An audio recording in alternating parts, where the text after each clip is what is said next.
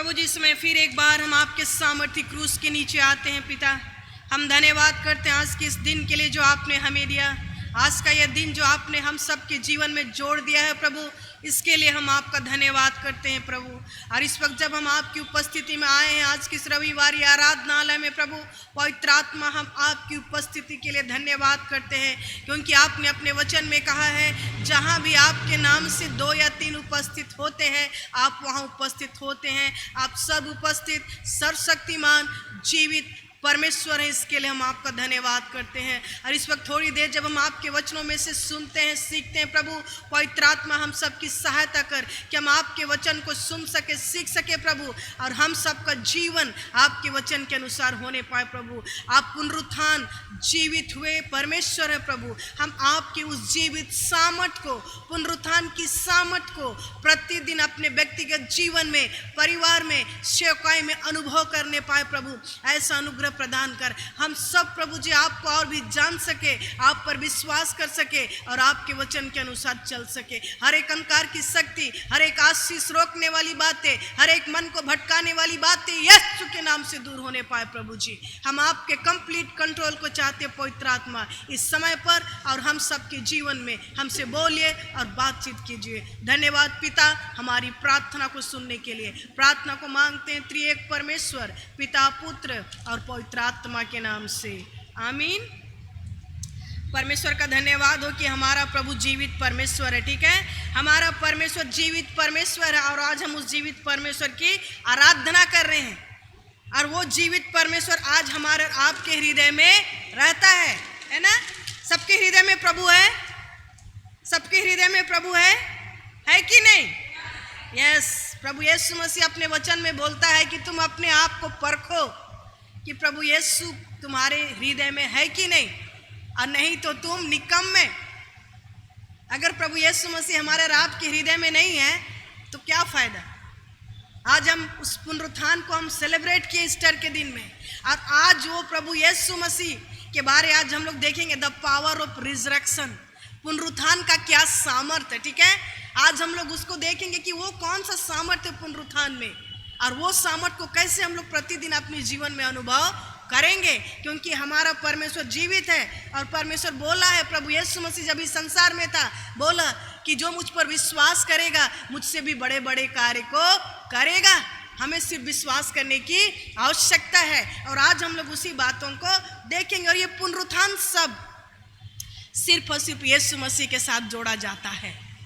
मतलब पुनरुत्थान आज तक किसी का नहीं हुआ, सिर्फ हुआ तो किसका? यीशु मसीह का। आज गूगल में जब आप इसको ढूंढेंगे, रिजरेक्शन, पुनरुत्थान, उसके साथ यीशु मसीह का नाम जुड़ा रहता है, क्योंकि आज तक कोई व्यक्ति ऐसा नहीं है जो मरने के बाद जीवित हुआ है। और आज यीशु मसीह के नाम को आज पूरी दुनिया में सेलिब्रेट किया जा रहा है। इसलिए पुनरुत्थान का मतलब हम लोग देखे थे, मृत्यु से जीवन को प्राप्त करना। पुनरुत्थान मतलब मृत्यु से जीवन को प्राप्त करना। और ये पुनरुत्थान जो शब्द है सिर्फ और सिर्फ यीशु मसीह से संबंधित रखता है, ये यीशु के नाम के साथ जोड़ा जाता है। ठीक है, सिर्फ मसीहत में इसका इस्तेमाल किया जाता है, क्योंकि यीशु मसीह जिस प्रकार पुनरुत्थान होकर के जी उठा, प्रभु के विश्वासी लोग जो प्रभु यीशु मसीह पर विश्वास करते हैं वो लोग भी जिएंगे। और इस बात को हम लोग देख चुके थे। ठीक है, और ये सबसे पावरफुल एक्ट बोलेंगे, माने संसार का, पूरे दुनिया का सबसे महत्वपूर्ण चमत्कार या काम है यीशु मसीह का जी उठना। ठीक है, ये जो यीशु मसीह का जी उठना है ये दुनिया का सबसे बड़ा ऐतिहासिक घटना है। इतिहास में इसको लिखा गया है, ये एक ऐतिहासिक घटना है। और इस ऐतिहासिक घटना में सिर्फ मनुष्य ही नहीं, हम लोग देखे थे किस प्रकार यीशु मसीह को षड्यंत्र करके पकड़वाया गया था।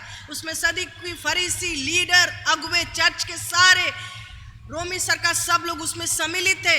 और जब यीशु मसीह को कब्र में दफनाया जाता है, हम लोग देखते हैं वहां पर किस प्रकार रोमी सरकार वहां पर सील कर दिया था। ठीक है, और उसके बाद भी क्या होता है, स्वर्गदूत भी वहां पर इन्वॉल्व था, माने स्वर्ग भी वहां पर इन्वॉल्व था यीशु मसीह के मृत्यु। जन्म के समय तो था ही, हम लोग जानते हैं, स्वर्गदूत लोग भी इसकी आराधना करने लगे। स्वर्गदूत के द्वारा संदेश दिया गया, मतलब स्वर्ग इन्वॉल्व था, पिता परमेश्वर इन्वॉल्व था यीशु मसीह के जन्म के समय में भी और यीशु मसीह के मृत्यु और पुनरुत्थान में भी। पुनरुत्थान, जिस दिन यीशु मसीह जी उठा, क्या हुआ? उस कब्र में कौन था? स्वर्गदूत लोग थे। कब्र में कौन लोग थे? स्वर्गदूत लोग थे, दोनों तरफ। मतलब इस यीशु मसीह का जो जी उठना हुआ उसमें स्वर्ग इन्वॉल्व था, पिता परमेश्वर इन्वॉल्व था। और इस तरह से हम लोग देखते हैं कि ये कोई साधारण घटना नहीं है, यीशु मसीह कोई साधारण व्यक्ति नहीं है, लेकिन वो एक जीवित परमेश्वर है। और उस परमेश्वर जो कि जी उठा है वो कब्र में नहीं है, कब्र खाली है। और ये एक ऐतिहासिक घटना है। ये इंसिडेंट जो घटना घटा है वो ऐतिहासिक है, बहुत महत्वपूर्ण घटना है। और इस घटना में स्वर्ग भी शामिल है, दुनिया के सारे लोग भी इसमें शामिल है, क्योंकि यीशु मसीह क्या हुआ? मुर्दों में से जी उठा। ठीक है। और ये अगर हम लोग इतिहास की पुस्तक को देखेंगे, हम लोग सब इतिहास को पढ़ते हैं ना, हमारा जन्म, यीशु मसीह का जन्म, सबका जन्म है।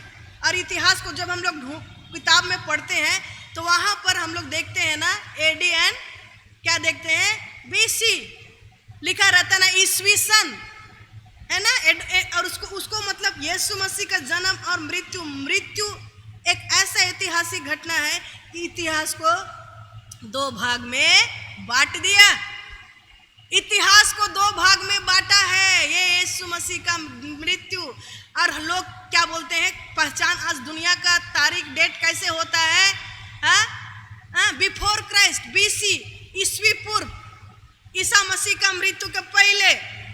और एनो डोमिनी बोलता है एडी, जिसमें हम और आप जी रहे हैं। यीशु मसीह का मतलब मृत्यु के बाद जो एनो डोमिनी, उसको बोलता है ईयर ऑफ द लॉर्ड, परमेश्वर का, यीशु मसीह का चलने फिरने और उसका चमत्कार का काम, पवित्र आत्मा का काम, ये है एनो डोमिनी, मतलब एडी, है ना। बीसी, बिफोर क्राइस्ट, यीशु मसीह का जन्म का पहले, मृत्यु का पहले।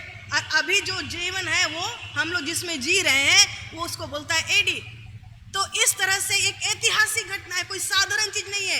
यीशु मसीह का नाम से क्या हो गया है? इतिहास को आज डिवाइड किया गया है और उसको हम और आप फॉलो कर रहे हैं। टाइम को, मंथ को, सब चीज को आज कंट्रोल किया हुआ है, छोटा चीज नहीं है। ठीक है। कितना लोग जन्म लिए, कितना लोग चले गए, कितना लोग आकर के अपने आप को बोले कि हम मसीहा हैं, हम उद्धार देंगे, मोक्ष देंगे, लेकिन किसी का जीवन में किसी का कोई जिक्र है नहीं है। लेकिन प्रभु यीशु मसीह एक ऐसा जीवित परमेश्वर है, जब उसका जन्म हुआ, उसका मृत्यु हुआ, इतिहास को वो क्या कर दिया? डिवाइड कर दिया। और वो आज हम उसी के द्वारा पहचाने जाते हैं। जो भी तारीख लिखते हैं, लिखना होता है, हम लोग क्या करते हैं? लिखते हैं, है ना। क्योंकि इतिहास को इंग्लिश में क्या बोलता है? हिस्ट्री। इतिहास को इंग्लिश में क्या बोलता है? हिस्ट्री। हिस्ट्री मतलब हिज स्टोरी। क्या? His story. किसका स्टोरी? यीशु मसीह का कहानी, इतिहास। और वो इतिहास जो आज दुनिया को बदला है। ठीक है। तो इस तरह से हम लोग देखते हैं कि किस प्रकार यीशु मसीह क्या किया है? हमारे विश्वास का आधार है। सपोज आप घर बनाना चाहते हैं और आप क्या किए हैं? ईटा, बालू, सीमेंट, पत्थर, सब कुछ आप ला करके भर दिए हैं। क्या करने जा रहे हैं? घर बनाने। क्या करने? घर बनाने। और जब घर बनाने के लिए ईटा, बालू, पत्थर सब लेकर के आए हैं, लेकिन आपके पास जमीन है ही नहीं, कहाँ घर बनाएंगे? हाँ, कहाँ घर बनाएंगे? आपके पास तो जमीन है ही नहीं। क्या फायदा ईटा और बालू पत्थर रख करके? घर बनाने के लिए आपको एक जमीन की आवश्यकता है। आज आप प्रभु के पीछे चल रहे हैं, ठीक है, हम स्तुति करते हैं, आराधना करते हैं, गाना गाते हैं, इट्स ओके, ये जरूरी है प्रभु के करीब आने के लिए, प्रभु का नाम का ऊंचा उठाने के लिए। लेकिन यदि प्रभु का पुनरुत्थान का सामर्थ्य आपके जीवन में नहीं है प्रतिदिन, तो कुछ नहीं है। चाहे आप कितना भी कुछ कर लीजिए, लेकिन यदि आपके जीवन के सिंहासन में प्रभु नहीं है, यदि आपके प्रतिदिन आप पुनरुत्थान का सामर्थ्य का अनुभव नहीं कर रहे हैं, तो वैसे ही जैसे वो व्यक्ति सब कुछ खरीद के रखा है लेकिन उसके पास जमीन नहीं है, घर कहाँ से बनाएगा? आज और हम और आप आज प्रभु के पीछे चल रहे हैं, गाना तो गा रहे हैं, रोज यहाँ पर वचन सुन रहे हैं, लेकिन कितना उसको अपने जीवन में रख रहे हैं, कितना प्रभु का स्वरूप में हम लोग बन रहे हैं, ये मायने रखता है। ठीक है। नहीं तो आकर के यहाँ से चले गए, उसके बाद जाके जो मर्जी वो, क्या ऐसा नहीं है। हर दिन प्रभु का पुनरुत्थान का सामर्थ को अपने व्यक्तिगत जीवन में बदलना है, क्योंकि यही पुनरुत्थान का सामर्थ है जो हर एक व्यक्ति को बदल सकता है। कोई नहीं, आपका सरकार नहीं बदल सकता, समाज सोसाइटी नहीं बदल सकता, क्योंकि आज दुनिया में इतना पाप बढ़ गया है, इतना बुराई बढ़ गया है, लोग आज परेशान है, किसी के पास समस्या का समाधान नहीं है। मेरे प्रियो, आज दुनिया का सब कुछ केओस हो गया है, सब कुछ अंधकार में चला गया है, लोग एक दूसरे से परेशान है, पाप का स्पीड बढ़ गया है। कौन सुधारेगा? नो वन कैन चेंज, कोई नहीं बदल सकता। आज बड़े बड़े शांति वार्ता होते हैं ताकि शांति हमारे देश में, परिवार में आए, लेकिन कहाँ से? कुछ नहीं होने को है। सिर्फ करेगा तो कौन करेगा? प्रभु यीशु मसीह। अगर सरकार के पास इसका समाधान होता, यदि आज नेताओं के पास इसका समाधान होता, कब के सब कुछ बदल जाता, लेकिन किसी के पास समाधान नहीं है। समाधान है तो सिर्फ प्रभु यीशु मसीह के पास, और वो समाधान प्रभु यीशु मसीह का पुनरुत्थान का सामर्थ में है। वो सामर्थ जिसके नाम से अंधे देखते हैं, लंगड़े चलते, गूंगे बुलाए जाते, ये सामर्थ को हम लोग को प्रतिदिन अपने जीवन में अनुभव करना है, ठीक है? क्योंकि ये कोई कथा कहानी नहीं है, लेकिन ये एक सच्ची घटना है। और इस तरह से हम लोग देखते हैं कि किस प्रकार यीशु मसीह जब इस संसार में, उसके नाम के कारण से क्या हो गया, इतिहास में हम लोग उसको इस्तेमाल करते हैं ईस्वी और बीसी के रूप में। एक वचन हम देखेंगे जो हम लोग को मिलता है पहला कोरिन्थ की पत्री, उसका 15 अध्याय में, ठीक है? यदि यीशु मसीह नहीं जी उठा, कई लोग बोलते हैं अभी भी कि यीशु मसीह जी नहीं उठा है, कई लोग का विश्वास, अंधविश्वास, ऐसा नहीं हो सकता। लेकिन आइए यहाँ पर हम लोग देखते हैं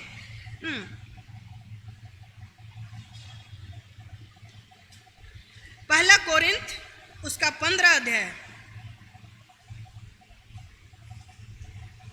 इसलिए आप 15 का 12, इसलिए जबकि मसीह का यह प्रचार किया जाता है कि वह मरे हुओं में से जी उठा, तो तुम में से कितने कैसे कहते हैं कि मरे हुओं का पुनरुत्थान है ही नहीं? यदि मरे हुओं का पुनरुत्थान है ही नहीं तो मसीह भी नहीं जी उठा, और यदि मसीह नहीं जी उठा तो हमारा प्रचार करना भी व्यर्थ है। हाँ, यदि मसीह नहीं जी उठा तो बोल रहा है हमारा प्रचार करना व्यर्थ है और तुम्हारा विश्वास भी व्यर्थ है। आज यदि सिर्फ यीशु मसीह का जन्म होता तो हमारा ये जो प्रभु के पीछे चलना, ये संबंध उतना मायने नहीं रखता। शायद ही हम लोग उसका महत्व को समझते। सिर्फ जन्म हो गया, जैसे हम और आप जन्म लेते हैं और पृथ्वी में मर जाते हैं, लेकिन यीशु मसीह का जन्म से ज़्यादा महत्वपूर्ण है कि यीशु मसीह आज जी उठा है और वो जीवित परमेश्वर है, और वो चाहता है कि हम और आप उस जीवन को प्राप्त करें। इसीलिए बोल रहा है कि यदि मसीह नहीं जी उठा तो हमारा प्रचार करना भी व्यर्थ है और तुम्हारा विश्वास भी व्यर्थ है, वरन हम परमेश्वर के झूठे गवाह ठहरते। हम लोग झूठे ठहरते, लेकिन ऐसा नहीं है।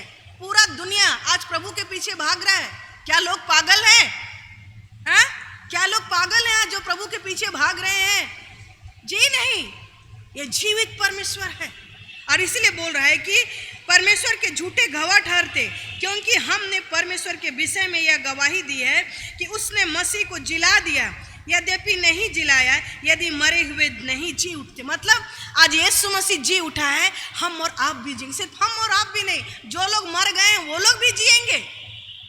जो लोग सृष्टि के पहले से मर गए हैं, सृष्टि के पहले नहीं, यीशु मसीह का मृत्यु के पहले से जो लोग भी मर गए, सृष्टि के बाद भी जो लोग मर गए, एक एक जन को प्रभु यीशु मसीह जिलाएगा। अद्भुत ना? अद्भुत है कि नहीं? जहां पर कोई हड्डी नहीं, कोई मांस नहीं, कुछ नहीं है, कोई राख भी नहीं है, लेकिन यीशु मसीह बोल रहा है कि जैसा मैं जीवा हूं तुम भी जियोगे। और ये सच्ची घटना है। जो परमेश्वर अपने आवाज के द्वारा आकाश और पृथ्वी को बनाया, ब्रह्मांड को बनाया, सूरज को बनाया, तारा को बनाया, हम लोग का पृथ्वी, हम लोग सोचते हैं पृथ्वी बहुत बड़ा है, लेकिन बहुत छोटा है। ये पृथ्वी, सूर्य में कितना 7 गो पृथ्वी और समा सकता है, इतना बड़ा सूर्य है। और वहां पर मतलब वो परमेश्वर का जो महानता को अगर हम लोग देखेंगे, वो बोल बोल के सब चीज को बनाया है, तो क्या मुर्दा को जिला नहीं सकेगा? जिला सकेगा। इसीलिए बोल रहा है कि जितने लोग प्रभु में सोए हैं, सब लोग नहीं, जो लोग प्रभु में सोए हैं, प्रभु यीशु मसीह पर विश्वास के, वही लोग यीशु मसीह के साथ उठाए जाएंगे। बाकी लोग नरक में जाएंगे अनंत विनाश के लिए। और इसीलिए यहाँ पर बोलता है कि आगे बोलता है, यदि मसीह नहीं जी उठा 17 में, तो तुम्हारा विश्वास व्यर्थ है और तुम अब तक अपने पापों में फंसे हो। वरन जो मसीह में सो गए हैं वे भी नष्ट हुए।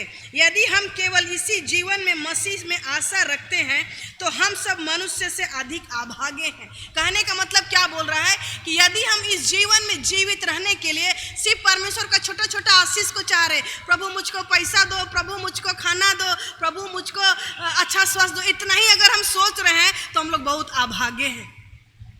हाँ, हम लोग निकम्मे हैं बोल रहा है, क्योंकि प्रभु का उद्देश्य ये नहीं कि हम लोग इस दुनिया में खाए सिर्फ पेट के लिए जिए, जी नहीं।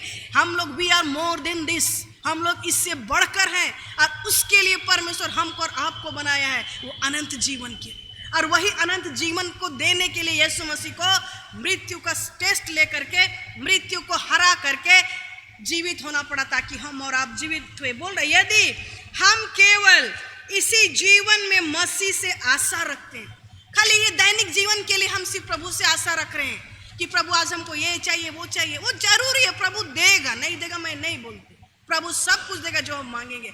लेकिन हमारा विश्वास सिर्फ यही दुनिया के लिए है, तो बोल रहा है क्या है, यदि हम केवल इसी जीवन में मसीह से आशा रखते हैं तो हम सब मनुष्यों से अधिक अभागे।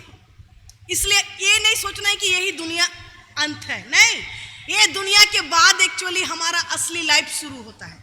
हम मृत्यु के बाद ही मेरा असली जिंदगी शुरू होता है। ये 60-70 साल का जिंदगी है, लेकिन इसके बाद जब हम मृत्यु में जाते हैं तब हम अनंत जीवन में प्रवेश करते हैं। लेकिन उन्हीं लोग अनंत जीवन में प्रवेश करेंगे जो लोग परमेश्वर को अपने जीवन में स्थान दिए। और इसीलिए आज हम लोग को सिर्फ प्रभु यीशु मसीह परमेश्वर से सिर्फ इस जीवन का आशा तो है, लेकिन सिर्फ वहीं तक सीमित नहीं रहना है, लेकिन आत्मिक जीवन में, आत्मिक बातों में, परमेश्वर की संगति में, प्रेम में, सामर्थ में, हर चीज में हम लोग को क्या करना है, आगे बढ़ना है। ठीक है, तो इस तरह से अगर यीशु मसीह नहीं जी उठता, हम लोग का प्रचार करना व्यर्थ है। लेकिन आज पूरे दुनिया में देखिए प्रचार हो रहा है, क्योंकि प्रभु का वचन बोला है, बतलाया अंत में क्या होगा, हर एक घुटना झुकेगी, हर एक जीभ अंगीकार करेगी। ये क्लाइमेक्स है, ये दुनिया का क्लाइमेक्स एंड स्टोरी है क्या, कि हर एक घुटना झुकेगा किसके सामने, यीशु मसीह के सामने। क्या बोलेगा कि यही एकमात्र जीवित परमेश्वर है, क्योंकि वो जीवित परमेश्वर है। ये दुनिया का एंड स्टोरी यही है जो प्रकाशित वाक्य में बतलाया गया है। ना सिर्फ मनुष्य लेकिन एक एक सृष्टि प्रभु के सामने झुकेगी। ठीक है, तो इस तरह से वचन हम लोग को बतला रहा है। यहाँ पर कोरिन्थियों की पत्री में पौलुस बोल रहा है कि यीशु मसीह जी उठा है। अगर यीशु मसीह जी नहीं उठता तो हमारा विश्वास व्यर्थ, हमारा प्रचार करना व्यर्थ, हमारा सब कुछ व्यर्थ। लेकिन ये पौलुस बोल रहा है कि यीशु मसीह जी उठा है, और इसीलिए हम लोग को उस जीवित परमेश्वर पर ना सिर्फ शारीरिक बातों के लिए भरोसा करना है, लेकिन आत्मिक जीवन के लिए, अनंत जीवन के लिए भरोसा करना बहुत जरूरी है प्रतिदिन। ठीक है, हम लोग को हताश निराश नहीं होना है, लेकिन बोलना है हम स्वर्ग के मुसाफिर हैं, हम प्रभु के पुनरुत्थान की सामर्थ में कहाँ जाएंगे, प्रभु के साथ राज्य करेंगे। ठीक है, तो इस तरह से प्रभु यीशु मसीह क्या हो गया है, जी उठा है, और वो पुनरुत्थान हो चुका है। और यहाँ पर जो जितने लोग थे जो उस पर दोष लगा रहे थे, वो लोग सचमुच में प्रभु यीशु मसीह को शारीरिक रीति से देखे थे। और यीशु मसीह क्या था, एक धार्मिक व्यक्ति था, राइचियस पर्सन, धार्मिकता जिसको बोला जाता है। पहला चीज, यीशु मसीह एक धार्मिक व्यक्ति था, राइचियस था, धार्मिकता था। और प्रभु यीशु मसीह का वही एक बहुत बड़ा सामर्थ था। और आज हम और आप भी यदि धार्मिकता का जीवन जिएंगे तो प्रभु का सामर्थ को प्राप्त करेंगे, वही पुनरुत्थान का सामर्थ जिसको मैं बोल रही हूँ कि आज हमें जानना है कि यीशु मसीह तो जी उठा, लेकिन उसका सामर्थ आज हमारे और आपके जीवन में कैसे कार्य करता है। पहला चीज, यीशु मसीह धार्मिकता, he is a righteous God, वो एक धार्मिक परमेश्वर था। और इसीलिए कैसे हम लोग जानेंगे कि कोई व्यक्ति धर्मी है, कैसे उसका हम लोग पैरामीटर, कैसे हम लोग जानेंगे कि ये व्यक्ति के जीवन में कोई पाप नहीं, सचमुच में धार्मिकता है। अगर यीशु मसीह के जीवन में हम लोग देखेंगे तो जानते हैं कि यीशु मसीह जो बोला वो किया, जो सोचा, जिस उद्देश्य के लिए आया था, जो वो बोलता था वो काम को वो पूरा किया। और इस तरह से उसका जो बोलना और उसका जो काम क्या था, एक था। इसीलिए वो धर्मी, इसीलिए वो राइचियस, और इसीलिए इतना बड़ा काम को कर सका। वो बोला, हाँ, चेला लोग को सिखाया था कि क्या करो, अपने दुश्मनों को प्रेम करो सिर्फ बोला था नहीं, लेकिन वो करके दिखाया।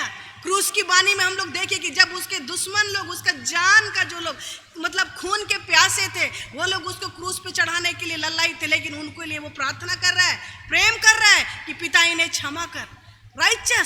वो राइचस व्यक्ति था यीशु मसीह, और इसीलिए वो जो बोला प्रेम करो वो करके दिखाया, एक दूसरे को क्षमा करो करके दिखाया। और इस तरह से वो बोला कि इस मंदिर को तुम लोग ढा दो तो हम 3 दिन में क्या करेंगे, इसको खड़ा करेंगे। मत्ती रचित सुसमाचार में हम लोग को मिलता है, यीशु मसीह बोला कि ये शरीर को तुम लोग ढा दो तो हम 3 दिन में क्या करेंगे, उसको खड़ा करेंगे, और वो खड़ा किया। मतलब इस तरह से यीशु मसीह के बारे हम लोग देखते हैं कि वो राइचस था, और वही राइचस धार्मिकता के कारण से उसके पास वो शक्ति और सामर्थ्य था। हम लोग कई बार क्या करते हैं, हम लोग बोलते हैं कि चलो एक दूसरे को प्रेम करो, एक दूसरे को क्षमा करो, लेकिन हम लोग खुद करना नहीं चाहते, यहीं पर गलती हो जाता है।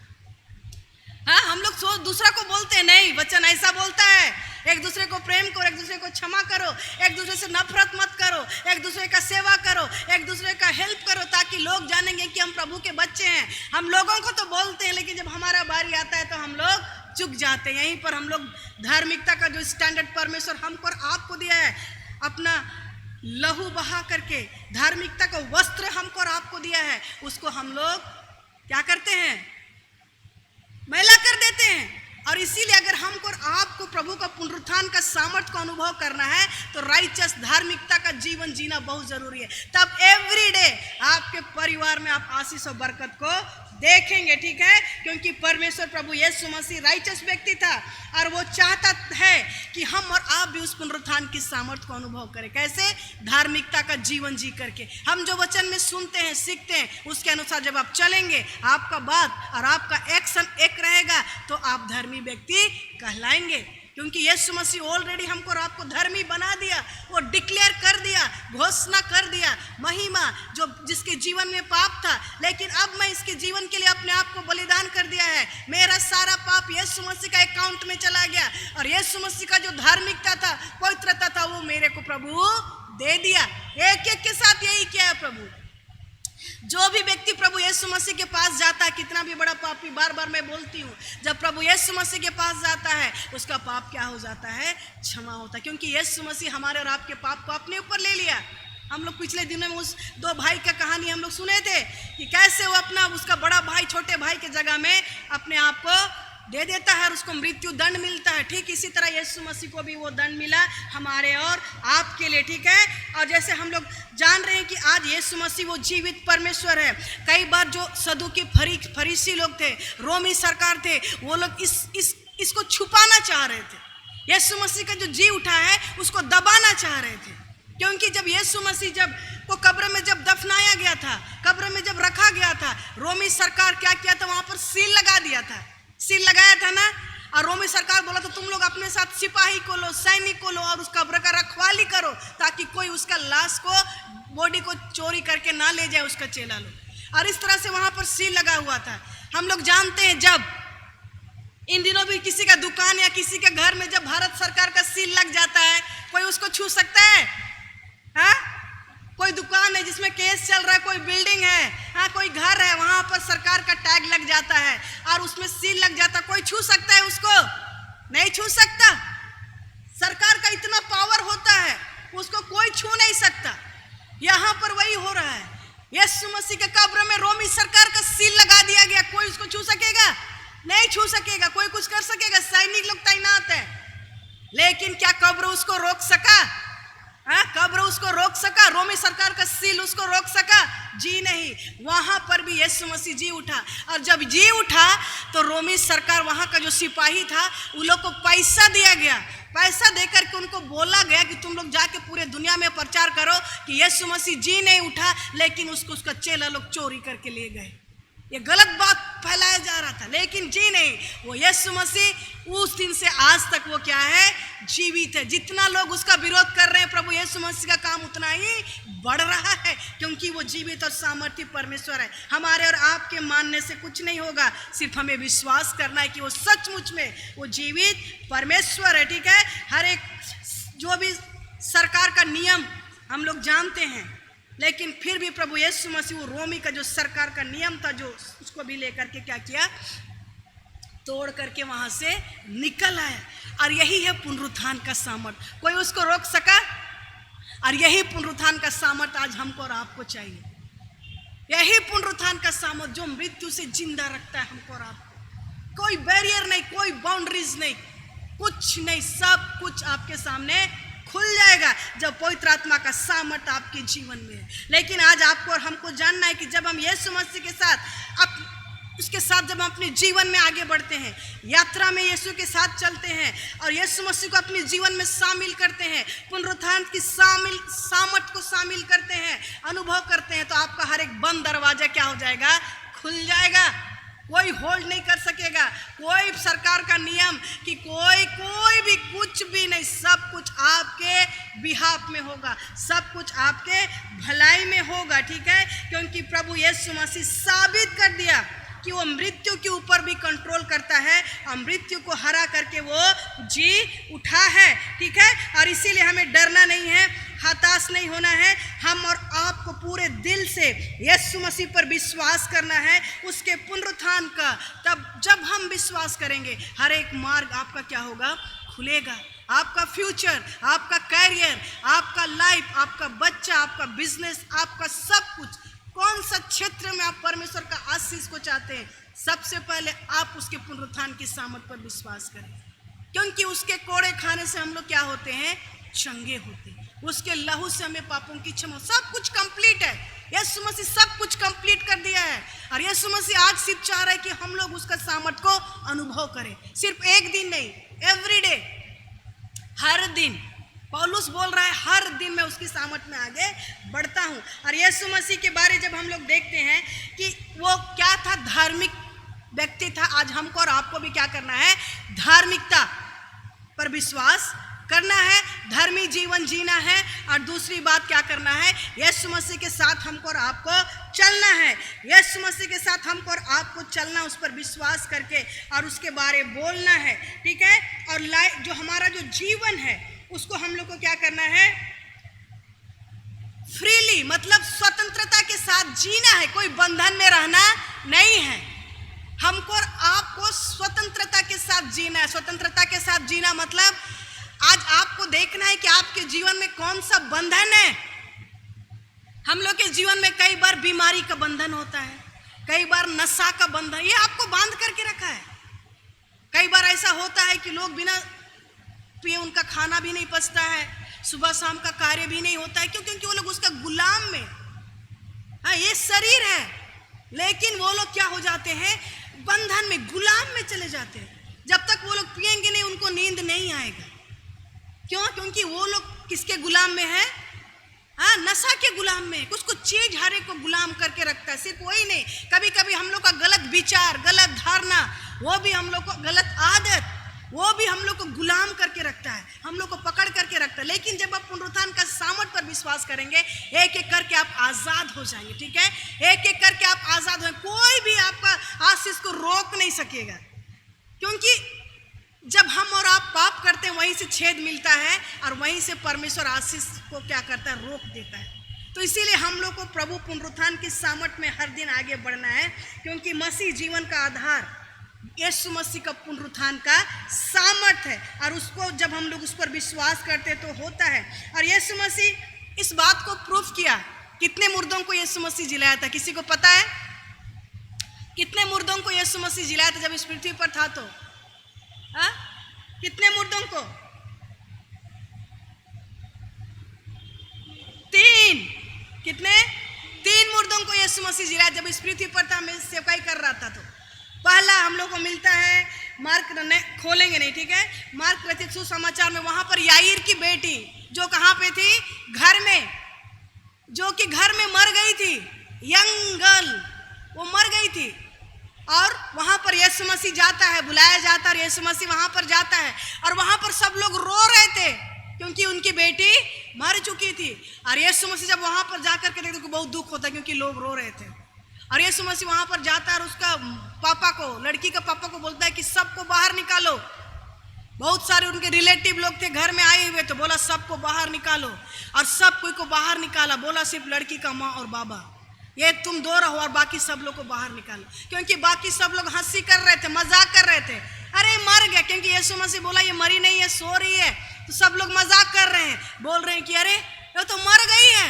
यीशु मसीह बोले ये अविश्वासी लोग को हटाओ, ये इनको नहीं रखना है, ये लोग प्रभु का काम को रोकने वाले हैं। और इस तरह से यीशु मसीह बोला सबको निकालो, सबको वो लोग निकाला। सिर्फ यीशु मसीह का माँ, यीशु मसीह के साथ उस लड़की का मम्मी और पापा थे। और यीशु मसीह उस लड़की को देखता बोलता है लड़की उठ, और वो लड़की तुरंत उठ जाती। कहने का मतलब क्या है, यीशु मसीह वहाँ पर एक लड़की को, यंग लड़की को जिंदा किया, लेकिन वहाँ पर कई ऐसे लोग थे जिनको वो हटा दिया। आज हम और आपको भी विश्वास का बहुत जरूरत है। माने विश्वास है, मैं नहीं बोलूंगी नहीं, लेकिन विश्वास का लेवल को बढ़ाना है। विश्वास का लेवल को हमको और आपको बढ़ाना है। और इसीलिए यीशु मसीह, क्योंकि विश्वास नहीं के कारण अगर वहाँ पर अविश्वास होता तो शायद ये चमत्कार में रुकावट का कारण होता। और आज हम भी कई बार अविश्वास करते हैं तो रुक जाता। पहला यंग एक जवान लड़की को यीशु मसीह जिंदा किया। दूसरा एक लड़का को, विधवा की बेटा को, विधवा अकेली थी, उसका सहारा कौन था? सिर्फ एक बेटा था। वो भी क्या हो गया था? मर गया था। और उसको घर से लेकर के लोग कहाँ जा रहे थे? गाड़ने के लिए लेके जा रहे थे। और रास्ता में यीशु मसीह मिल जाता है, रास्ता में मिल जाता है और बोलता है, देखता उसकी माँ कितना रो रही है। फिर यीशु मसीह तरस से भर गया और बोला, वहां पर उस विधवा का बेटा को क्या बोला? उठ। और वो उठ गया। रास्ता में था, कब्र के पास जा रहा था, उसको दफनाने लोग जा रहे थे, लेकिन वहां पर यीशु मसीह उसको क्या किया? जिंदा किया। वो परमेश्वर, क्योंकि उसके पास पुनरुत्थान का सामर्थ्य था, वो जिंदा कर सकता था। हाँ, पहला यंग लड़की को कहां पर किया है? घर में। दूसरा कहां पर किया है? रास्ता में, उस जवान बेटे को। तीसरा कहां पर जिंदा किया? हाँ, तीसरा व्यक्ति कहां, कौन था? लाजर, जो कि कब्र में कितना दिन से सड़ रहा था? 3 दिन हो चुका था। उससे दुर्गंध आ रही थी, पूरा लाश सड़ चुका था। और उसको भी प्रभु यीशु मसीह क्या बोला? उसकी बहन लोग बोल रही, प्रभु उसमें से दुर्गंध आ रहा है। यीशु मसीह बोला, पुनरुत्थान और जीवन मैं ही हूँ। यह पुनरुत्थान का सामर्थ्य मैं आपको बतलाना चाह रही हूँ। यीशु मसीह क्या बोला? लाजर निकला। और लाजर वहां से निकल आया और सब लोग देख करके चकित हो गए। यीशु मसीह 3 तरह के मुर्दों को जिलाया। पहला घर में था, यंग लड़की थी। दूसरा विधवा का बेटा था जो रास्ते में था। तीसरा जो सड़ चुका था, जिसका कोई आशा नहीं था, लेकिन यीशु मसीह उसको भी क्या किया? जीवित किया। यह क्या चीज को दर्शाता है? ये हमारे और आपके जीवन को दर्शाता है। आज हमारा और आपका जीवन कैसा है? हमारा और आपका आत्मिक जीवन कैसा है? शारीरिक जीवन कैसा है? क्या हम उसके जैसा थोड़ा थोड़ा, मतलब अभी मर गए, मतलब हमारा आत्मिक जीवन गया, हमारा आत्मिक जीवन और भी दूर चला गया, हमारा आत्मिक जीवन और भी खत्म, सड़ चुके, कोई आशा नहीं, बीमारी में, अशांति में, दुख में, तकलीफ में, परेशानी में, असफलता में सड़ चुका, कोई आशा नहीं। लेकिन यीशु मसीह क्या किया? चाहे हम और आप किसी भी परिस्थिति में क्यों ना हो, किसी भी परिस्थिति में यदि हम और आप होंगे, यीशु मसीह का पुनरुत्थान का सामर्थ्य हमको और आपको क्या करेगा? जिलाएगा। हमारे आत्मिक जीवन को भी जिलाएगा, हमारे शारीरिक जीवन को भी जिलाएगा। लेकिन उसके लिए आपको क्या करना है? धार्मिकता का जीवन जीना है। आपको क्या करना है? विश्वास करना उस पुनरुत्थान की सामर्थ्य पर। और आखिरी क्या करना है? परमेश्वर का वचन को पढ़ना है, क्योंकि परमेश्वर का वचन में क्या है? सामर्थ है। जब आप परमेश्वर का वचन को बोलेंगे, पुनरुत्थान का सामर्थ आपके आगे आगे जाएगा और कार्य को क्या करेगा? सीधा करेगा। हम लोग कई बार वचन पढ़ते हैं, भूल जाते हैं। कई बार हम लोग वचन पढ़ते हैं और भूल जाते हैं, लेकिन परमेश्वर का वचन को हमको और आपको क्या करना है? पढ़ना है और याद भी करना है, ताकि जो परिस्थिति आए उस परिस्थिति में आप परमेश्वर का वचन को क्या करें? इस्तेमाल करके जीवन में विजय के साथ आगे बढ़े। कितने लोग बुलेट चलाते हैं? बुलेट गन, आपका सबसे बड़ा हथियार आपका मुंह है। आपका सबसे बड़ा हथियार आपका मुंह है। और आज हम लोग इस मुंह को इस्तेमाल नहीं करते हैं, और करते भी हैं तो गलत चीज में करते हैं। सबसे बड़ा हथियार आपका मुंह है मेरे प्रियो। और जैसे मैं बतला रही थी बुलेट, अगर आपके पास बुलेट है लेकिन उसमें गोली नहीं है, क्या फायदा है? कोई फायदा है? क्या करेंगे? उसको रख के सजा के रखेंगे, दुश्मन आएगा, कुछ नहीं होने को है, क्योंकि आपके इधर में गोली नहीं है। आपका जो वेपन परमेश्वर हमको और आपको दिया, मुंह आपका एक हथियार है, वेपन है, और उसको बुलेट की आवश्यकता है, गोली की आवश्यकता है। वो परमेश्वर का वचन है जो हमारे मन और हमारे हृदय में होना है। यदि परमेश्वर का वचन आपके मन में, आपके हृदय में नहीं, आप खाली है, क्या करेंगे? कैसे आगे बढ़ेंगे? जीरो, कुछ होने को नहीं है। आज हमें परमेश्वर का वचन को एक बुलेट की तरह इस्तेमाल करना है, हर परिस्थिति के लिए, हर आशीष के लिए, हर समस्या के लिए, हर आवश्यकता के लिए हमें उसको इस्तेमाल करना है। और इसीलिए परमेश्वर का वचन हमको और आपको पढ़ना है, याद करना है और भूलना नहीं है। हर दिन आप लोग यहाँ पर आते हैं, कितना अच्छा परमेश्वर का वचन सुनते हैं, लेकिन कितना याद करते हैं?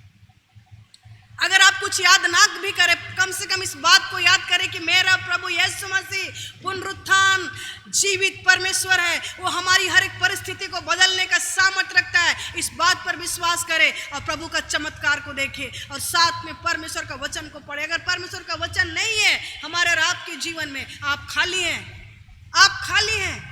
और इसके लिए परमेश्वर को आप दोष नहीं दे सकते। कई बार हम लोग परमेश्वर को दोष देते, प्रभु मेरे साथ ऐसा क्यों हो रहा है? अरे आपके जीवन में तो बुलेट है, ये नहीं है। आपके जीवन का हथियार, वेपन आप यूज कर ही नहीं रहे। हमारे जीवन में कोई वचन नहीं, हमारे मन में कोई वचन नहीं, हम लोग बाइबल पढ़ना ही नहीं पसंद करते। वचन क्या? और वचन क्या है? परमेश्वर है, वो एक हथियार है। यीशु मसीह के पास जो परीक्षा आया, क्या किया? वचन को इस्तेमाल किया और इस परीक्षा पर विजय हुआ।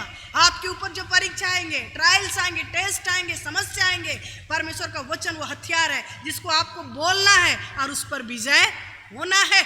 इसीलिए अपने आप को कमजोर मत कर, यही है पुनरुत्थान का सामर्थ्य। यीशु मसीह सारा काम कर दिया, हमको कुछ करने का जरूरत ही नहीं है, खाली विश्वास करके उसको क्या करना है? बोलना है। वो भी हमसे नहीं होता है। लेकिन आइए हम लोग इस बात को सीखें कि पुनरुत्थान का सामर्थ्य वही है। प्रतिदिन कौन सा परिस्थिति आपका डेड है, कुछ ना कुछ हम लोग के जीवन में समस्या रहता है, उस समस्या के ऊपर पुनरुत्थान का सामर्थ्य को अलाउ करें। उस समस्या के ऊपर पुनरुत्थान का सामर्थ्य को बोले, प्रभु मैं नहीं जानती ये परिस्थिति कैसे बदलेगा, मेरे को नहीं पता प्रभु कि यहाँ पर कैसे आपका कार्य होगा, लेकिन मैं विश्वास करती हूँ प्रभु कि आप मेरे परिस्थिति को बदल रहे हैं, क्योंकि प्रभु का पुनरुत्थान में वो सामर्थ्य है। आज लोग चंगे होते हैं, आज लोग कैंसर से ठीक होते हैं, किडनी हार्ट डिजीज ठीक होता है। कैसे ठीक होता है? किसी को कुछ पता नहीं, सिर्फ कैसे होता है? विश्वास से सब ठीक हो रहा है। डॉक्टर फेल है, मेडिकल फेल है, लेकिन वहां पर प्रभु यीशु मसीह के नाम से लोग चंगाई को प्राप्त कर रहे हैं। आपको परेशान होने की जरूरत नहीं, रीजन नहीं ढूंढना है कैसे होगा, क्या होगा। प्रभु किसी भी तरह से वो अपना कार्य को करेगा जब हम और आप उस पर विश्वास करेंगे और उसका वचन को क्लेम करेंगे, वो हथियार को इस्तेमाल कर, क्योंकि आपका मुंह में वो शक्ति है, सामर्थ्य है। यीशु मसीह बोल के ही तो सृष्टि किया ना। यीशु मसीह कैसे किया सृष्टि? बोल बोल करके। आप भी जब बोलेंगे आप चमत्कार को क्या करेंगे? देखेंगे। आपका काम है बोलना, ठीक है। और इसीलिए आइए हम लोग उस परमेश्वर के पुनरुत्थान, प्रभु यीशु मसीह के पुनरुत्थान की सामर्थ पर भरोसा करें। और ये पुनरुत्थान का सामर्थ आपके लिए मेरे प्रियो परमेश्वर के स्वभाव में परिपूर्ण होते जाएंगे। परमेश्वर के स्वभाव में, जैसे मैं बोली, धार्मिकता का जीवन जीना है, प्रभु का स्वभाव में परिपूर्ण होते जाना है, और उसके बाद पुनरुत्थान का जो सामर्थ्य है उसको हम लोग को अनुभव करते जाना है। पहला कोरिन्थ 1:18 में लिखा था कि क्रूस की कथा नाश होने वालों के लिए मूर्खता है, परंतु हम उद्धार पाने वालों के लिए क्या है? सामर्थ्य है।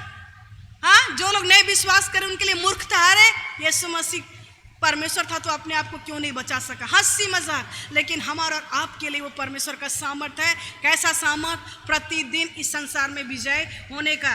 दूसरा कोरिन्थ 12:9 में लिखा है, मेरा अनुग्रह तेरे लिए काफी है, क्योंकि मेरी सामर्थ्य निर्बलताओं में सिद्ध होती है। मेरी सामर्थ्य निर्बलताओं में सिद्ध होती है।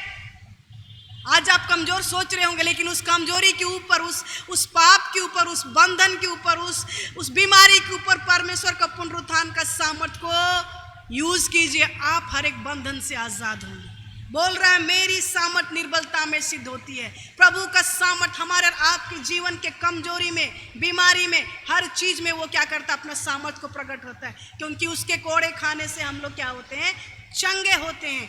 उसके लहू बहने से हमें पापों की क्षमा मिलती है। तो इसलिए क्या है, प्रभु की सामर्थ पर हमको और आपको विश्वास करना है। ठीक है, आइए हम लोग प्रार्थना करें, प्रभु सहायता करे कि हम लोग सचमुच में प्रभु के उस पुनरुत्थान की सामर्थ को प्रतिदिन अपने जीवन में अनुभव करें। शैतान के ऊपर विजय, पाप के ऊपर विजय और हर चीज के ऊपर विजय हम लोग प्राप्त करें। हर चीज के ऊपर विजय हम लोग प्राप्त करें।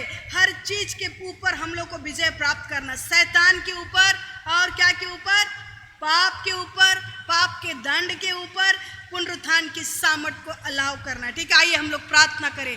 हे हमारे त्रिएक परमेश्वर पिता, पुत्र, पवित्र आत्मा, प्रभु इस समय फिर एक बार हम आपके सामर्थ्य नाम में होकर के आपके चरणों के निकट आते। प्रभु हम धन्यवाद करते हैं आज के इस वचन के लिए जो आपने हमें दिया। प्रभु आज भी आपका वचन जीवित और सामर्थ्य। प्रभु जी सहायता करके हम आपके पुनरुत्थान की सामर्थ को प्रतिदिन अपने जीवन में अनुभव करें। प्रभु वो सामर्थ जो उस मुर्दे को जिलाया, प्रभु जी वो सामर्थ जो परिस्थिति को बदलने का सामर्थ रखता है, वो सामर्थ जो शैतान की हर एक शक्ति को हराया, वो सामर्थ जो हर एक दुष्ट का ताकत को हराया। ओ प्रभु जी हम प्रार्थना करते हैं, हम एक एक को वो शक्ति और सामर्थ को दे प्रभु जी, क्योंकि आपकी सामर्थ निर्बलता में सिद्ध होती है। प्रभु हम सब लोग कमजोर हैं प्रभु जी। ओ प्रभु हम सब पर दया कर प्रभु जी, हम सबको गलत आदत से बचा प्रभु जी, गलत बातों से बचा, पाप से बचा परमेश्वर पिता, और हम सबके कमजोरी में आपका सामर्थ कार्य करने पाए प्रभु जी। एक एक के जीवन को नया कर प्रभु, एक एक के जीवन को अपनी आशीष और बरकत को दे प्रभु जी। हर एक प्रकार के अंधकार की शक्ति दूर होने पाए प्रभु, और आपका आत्मा प्रभु हम एक एक को अपने नियंत्रण में और अपने कंट्रोल में करने पाए प्रभु। धन्यवाद पिता, फिर एक बार हम सबके जीवन को अपने हाथ में लेने के लिए, एक एक की जीवन में अपनी अनुग्रह को दे प्रभु जी, एक एक की जीवन में अपनी आशीष को दे प्रभु, अपनी सुरक्षा को दे प्रभु, ताकि हम लोग पाप के ऊपर, शैतान के ऊपर विजय हो सके प्रभु, और हमारे जीवन के द्वारा सिर्फ और सिर्फ आपका नाम ऊंचा होने पाए। एक एक को अपने स्वरूप में बनाइए, अपने जैसा धर्मी बनाइए प्रभु जी, ताकि हम धार्मिकता का वस्त्र जो आपने दिया प्रभु उसको हम संभाल करके रखे प्रभु, और हमारे जीवन से सिर्फ और सिर्फ आपका नाम का महिमा होने पाए। धन्यवाद धन्यवाद धन्यवाद प्रभु, हमारी प्रार्थना को सुनने के लिए सारा आदर महिमा हम आपको देते हैं। प्रार्थना सुनने के लिए आपका धन्यवाद। प्रार्थना को मांगते त्रिएक परमेश्वर पिता, पुत्र और पवित्र आत्मा के नाम से, आमीन।